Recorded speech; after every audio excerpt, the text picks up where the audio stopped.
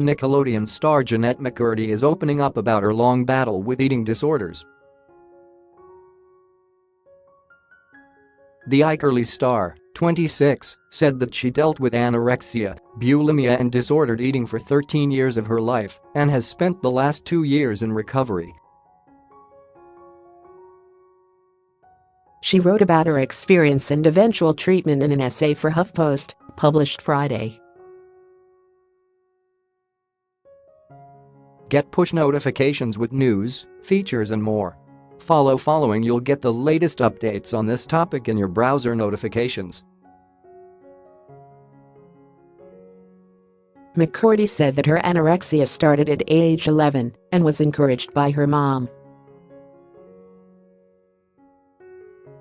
As a child actress working in Hollywood, I quickly learned that remaining physically small for my age meant I had a better chance of booking more roles.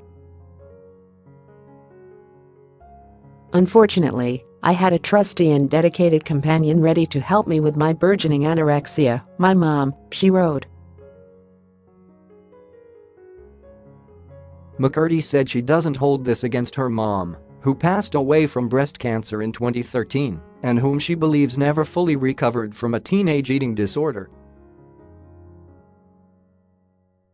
I always remember feeling that my mom really struggled with my body, weight and diet.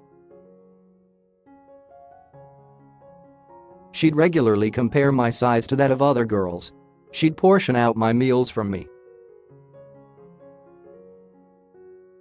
She'd help me count calories, McCurdy wrote.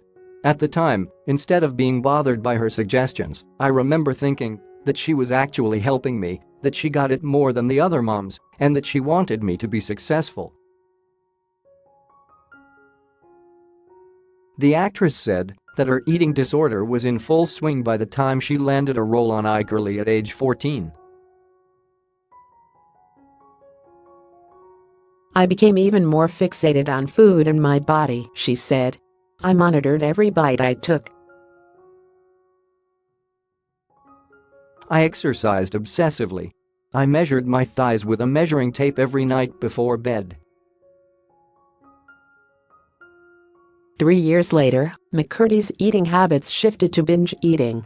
I still tracked, calculated and obsessed about every single thing that went into my mouth, just the same as when I had anorexia. The only difference was that I was eating a lot more, she said. I was constantly preoccupied with food. Nothing meant more to me than my next bite, and nothing gave me more shame than my last one. I was in a toxic, self-loathing cycle. And by age 21, she turned to bulimia. When I first began to vomit after eating, I was honestly thrilled. Are you kidding me? I could eat whatever I wanted and then throw it right back up and avoid the consequences of eating, aka gaining weight. It was the best of both worlds. McCurdy said that the people in Hollywood unintentionally encouraged her eating disorder. The show's wardrobe stylist would celebrate when she went down a size in jeans, or her agent would say things like, "You've never looked better."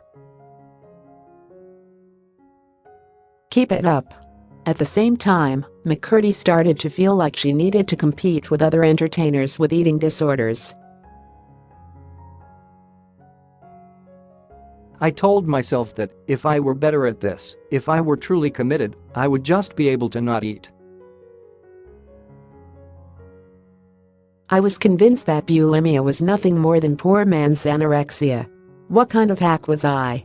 Inevitably, the shame snowballed, and so did the bulimia, she continued. Before I knew it, I was having 5, 6, or 7 purging sessions a day. By definition of the disorder, I was truly succeeding. And yet my bulimia always felt like a failure, like I was coming up short of what a true disordered eater could and should accomplish.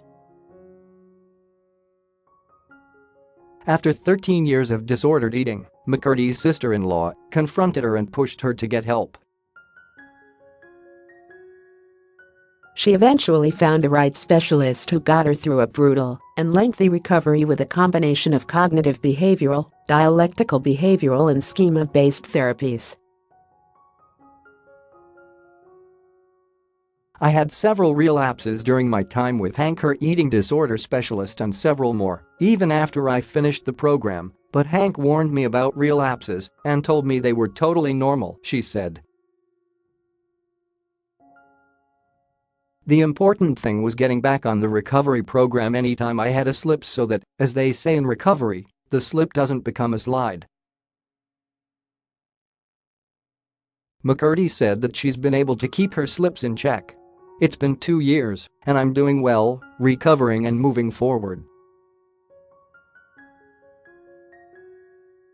I still get eating disorder urges, compulsions and occasional fantasies. I still hear that old eating disorder voice, but luckily I hear it less and less often. And when I do hear it, I now have the tools to muffle it. If you or someone you know is struggling with an eating disorder, call the National Eating Disorder Association hotline at 1-800-931-2237.